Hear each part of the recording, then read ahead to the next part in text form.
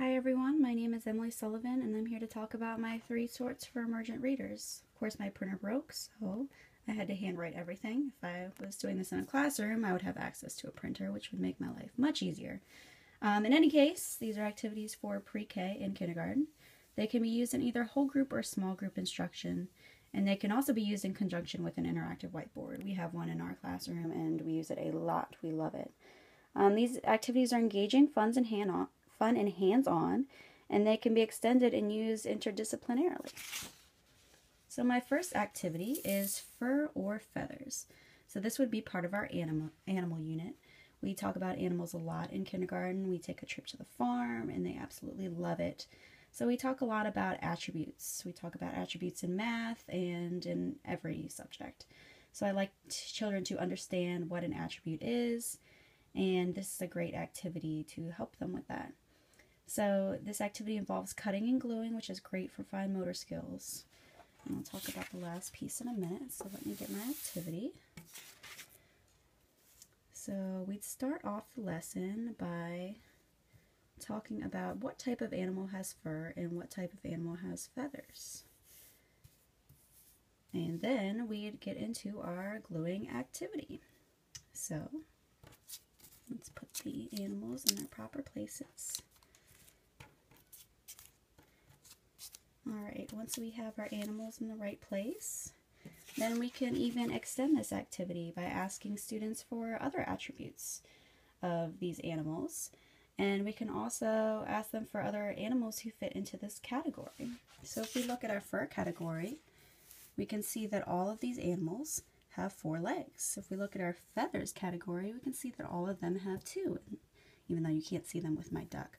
So we can talk about animals with feathers, look like they all have a beak, and just little things like that to help students kind of extend the activity and understand more about putting objects into categories. So our next activity would be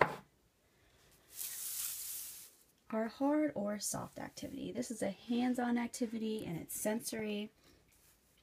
Children use their sense of touch to understand what a hard and soft object actually is. So let me begin. Alright, we have our hard and soft categories.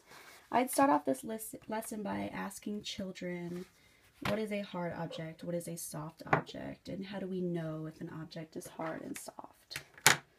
And then, as a group, we do this activity. I'd call them up one by one, and they each get to touch an object and tell me what category it goes in. So for the sake of time, I only picked a few objects. The first student would come up, and this is a soft velvety bag, so it would be put in the soft category. Move our cotton ball, soft. Our comb is very hard. Our nail polish, very hard. And a dryer sheet. This is an object kids might be unfamiliar with, so I'd like to include unfamiliar objects in there so they can really have to feel it and understand what it is. So once we categorize our objects, we can extend this activity by finding hard and soft objects in the classroom. So I always like to make it a little more real world. So they would look around and tell me what's a hard object. They might see a book, or a soft object might be a pillow in the reading corner. So I think this is something they would really enjoy. And they get to get out of their seats and come up to the front, which is extra special. Alright, my final activity would be the letter C find. So this would develop phonemic awareness. They're isolating the initial consonants, which is really more for a letter name alphabetic speller, but this is good for developing phonemic awareness. So let's get started. The letter C. So I have my objects. Let me move this back here. I have my coffee, my card, penny, keys, and cup. So of course we'd start by talking about what the letter C looks like. We might write some on the smartboard. And then we talk about what letter C makes. Makes the K sound. Sometimes it makes a S sound. So children are going to come up and determine what goes in the letter C category.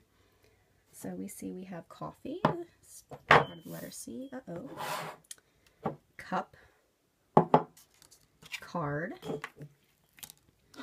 Penny does not begin with the letter C, so you put that away.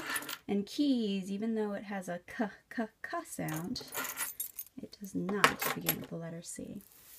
So to extend this activity, we can find other C words in the classroom, and we can also find children's names who begin with C. So they really like that because, you know, their name is their own, and they love to, if they can apply it to the activity they're doing, that's fantastic.